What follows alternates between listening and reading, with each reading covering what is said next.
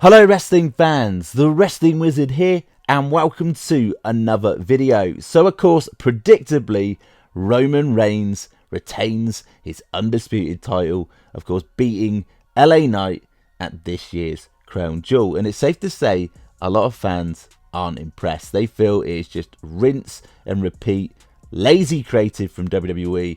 Of course, the same old Bloodline shenanigans helping Roman Reigns, and Roman Reigns winning dirty once more. Now, if we look at this at face value, Roman Reigns is a heel, and heels tend to cheat. Heels tend to win dirty. That's just the name of the game. And of course, this is going to be accentuated because Roman Reigns is the undisputed champion, and he's held that title for over 3 years. So of course, the criticism is going to be up there. Inevitably, there was going to come a point where fans were going to lose interest. But it's worth looking at this from both sides. On one side, you can say, well, Roman Reigns has transformed his career. That heel turn, that run as champion, the run with the Bloodline has been, literally, as the young kids say, right? Cinema. Kudos to Roman Reigns and not taking anything away from Roman Reigns. However, have WWE started to push the boat out a little bit too far with this, to the point where fans aren't invested? So what we're essentially seeing is anybody other than Cody Rhodes taking on Roman Reigns doesn't have a chance in hell. So are we just predictably waiting out for Cody versus Roman 2, whenever that's going to be, where Cody stands a chance? Now, hindsight is obviously a wonderful thing, but looking back at things, I certainly feel that maybe WWE should have pulled the trigger at SummerSlam of this year, where they could have had Cody versus Roman 2. If Cody's going to be the guy to dethrone Roman, which looks highly likely at this stage, you could also throw Solo Sikoa into the mix, to be honest with you. The way he decimated John Cena, we can't rule out Solo along the way, albeit I think it's a little bit premature. If we're going with Cody, I feel they've dragged this finishing the story via Cody Rhodes out so long, where you're not getting as invested in Cody Rhodes, and it's making Cody Rhodes' matchups, every single one he's in, predictable. I'll be completely honest with you.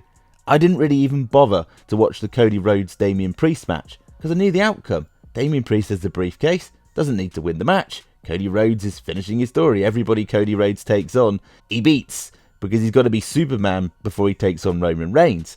I feel post-WrestleMania 39 and the loss, they could have had him on this journey until SummerSlam. So you're not milking out the time frame to the point where when the two do collide, that it feels a little bit underwhelming because we've waited too long for it. Also, I think it would have been quite a shock for Cody Rhodes to dethrone Roman Reigns at, say, a SummerSlam. Also, it would have timed up nicely with the Bloodline storyline. I just feel it lacks a bit of logic. I feel they're running out of ideas and they're getting, maybe to a certain extent, a little bit lazy with creative, because why would Jimmy Uso rejoin the Bloodline after being hospitalized by Roman Reigns and Solo Sikoa, to then come out and just randomly attack his brother Jay at SummerSlam? Just feels a little bit lazy, just a way to get Jimmy back in the Bloodline. Like, why would you do that? You've been decimated by Roman Reigns and Solo, yet you join them, and then we got this sort of comedic goof version of Jimmy within the Bloodline, which I must admit is a little bit of a guilty pleasure, seeing him sitting on Roman Reigns' sofa and getting absolutely annihilated.